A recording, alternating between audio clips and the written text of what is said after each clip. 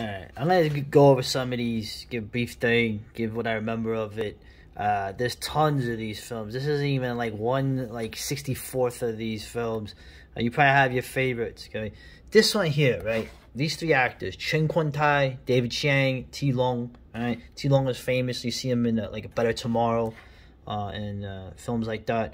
But these were the Shaw brother. These were the stars of their studio system. And Blood Brothers here. This is actually based on one of the few films that deals with the Taiping Rebellion. I could go into a whole thing about this conflict, the Taiping Rebellion in the 19th century in China. The second bloodiest war with the second highest body count in the history of the planet is not World War I. It's the Taiping Rebellion and then World War II. And that's what this film is about. It's basically these three comrades, right? And they're making their way, fighting for the Qing dynasty, even though they're Chinese. They're fighting against these long-haired rebels, the Taiping, right? Rebels. There's a whole thing on that, but the thing is that the story is that this guy here becomes very powerful, and as time goes on, he covets the wife of one of his brothers. You know, one of these. This guy here, who they start out as bandits, and he joins them when he's younger. But then when he gets more corrupt, that's when he decides he's going to take that wife, and he does something really, really underhanded to this guy. Okay, and the third brother, you know, well, you know what he's going to do when he realizes what happened. One of the best lines in this film, one of the best scenes. I guess I could give a spoiler away. When David Chiang, the whole movie, it's told in a flashback.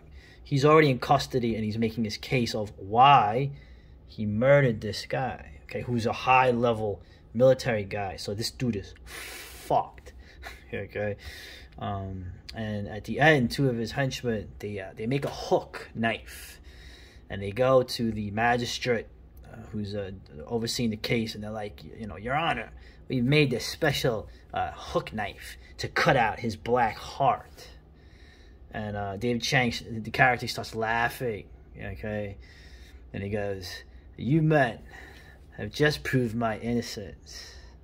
Why else would you want to kill me so badly? Unless what I said was true, right? And then you see their faces, they're like, and the magistrate knows. They know, the magistrate, the officials know that this guy, what he did. Right? And it doesn't matter. This guy has to die, right? That's what I'm talking about. Okay, all that heavy movie.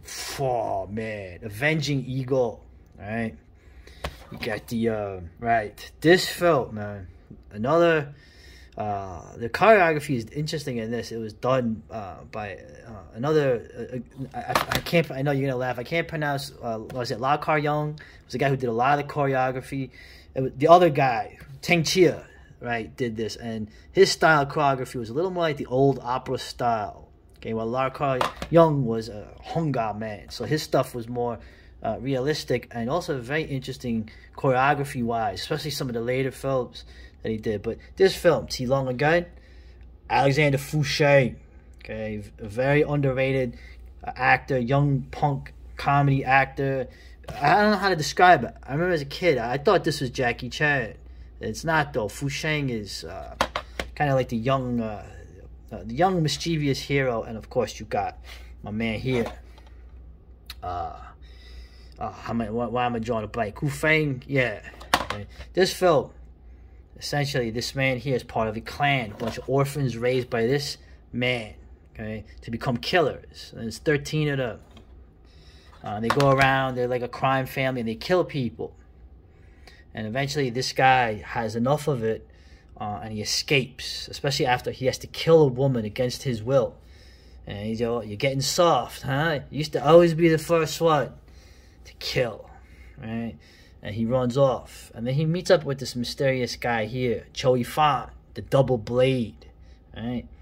He has blades in his shoes that hook onto his wrists. And he has triple irons, which is like a 3-section staff. So these two guys join up, and basically to one by one kill these dudes, and then to get to him. And the whole twist at the end is you find out who this guy is, and you find out, oh man, you find out the grudge that he has against them, but the fact that he had something to do with it. Okay, oh man, the friggin' end of that shit. I don't want to spoil it. I don't know if you'll ever watch it, but I remember as a kid watching it, going, "Holy crap! How the hell is this gonna end?" Okay, what this guy did, this guy can never forgive. I'll leave it at that. Avenging Eagle. All right. Boxer Rebellion, or better yet, known as the Bloody Avengers. Now, this is crazy. Like, I remember watching this. This was on Channel 5 a lot. This film, this is kind of like the answer to 55 Days at Peking. And not more realistic answer, but I still enjoy this film. And Boxer Rebellion, this version has so much more footage than what was on TV that it's almost in some ways almost another film. Like I said, this film, there's more people die in this film than any film that was probably on television. And right, even the most avid fans of Bloody Avengers, the heavily edited, yeah, U.S. version of this film will find this uncut, uncropped original welcome revelation, and it was. You know, now this film is going to be a little hard to watch for some people. You have these guys using kung fu. They're killing dudes who are armed. Mostly they're killing Japanese because most of your actors are going to be Chinese stuntmen who will pass as Japanese. Eh? And you have the 8-nation army. The Boxer Rebellion. It's just crazy. Richard Harrison's in it. It's just, and this dude here, still a bad guy. Wang Wei is still a friggin' villain in this, even though they're all supposed to be Chinese. Hey, we're all Chinese. We're all united. Oh man. I remember the scene where they capture some boxers, right? The Boxer Rebellion. Essentially, the boxers thought that they would be, with mystical rights, they could be immune to bullets and cannon from the Europeans and the Japanese.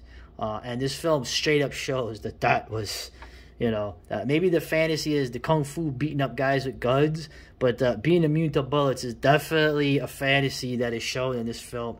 The scene with the Gatling gun, I remember, was always crazy. So, and you root for the Chinese, man. The scene where they kill all the Japanese soldiers and then they come out to the next wave and they just stand there and they get all shot down. That was really, really good, but so, the scene I remember as a kid that actually freaked me out. They take a bunch of boxers they capture and they're gonna behead them, and you have the one guy, the guy who is the bully guy, is now being a coward, begging them to say, "Oh, I wasn't a boxer. They forced me to join." And one of the other guys is like, "You coward, look at you now." And then he gets up and he gets in the face of the Japanese officer with his hands tied, and the Japanese officer slices him up with a sword. I just remember as a kid being freaked out that they were going to chop off these guys' heads. All right. Now, Death Chambers. In a lot of ways, Death Chambers is kind of like a variation of an earlier film, which is a real classic. They're both classics, but Five Shaolin Masters. Man, this film. But I'll do that in the next video. But Death Chambers is kind of like that times 3 in terms of the numbers. This is about one of the many films where this is how the Shaolin Temple gets destroyed at the end, and you have all these disciples. And they learn different styles, and it's kind of funny. There's a lot of counterintuitive stuff in it, a lot of comedy, a lot of seriousness. Okay, Fu Shane goes in, his big brother is there. His big brother learns quickly, he does it, and they just make him put wood in the fire, and he gets mad. And then he realizes that even this repetitive task they're making him do is actually training for the tiger style. Right? Now you see that in other films. It's a big theme, right? The Karate Kid was based on that idea. But this film, man, the epicness of it, and the end is a bloodbath, bro.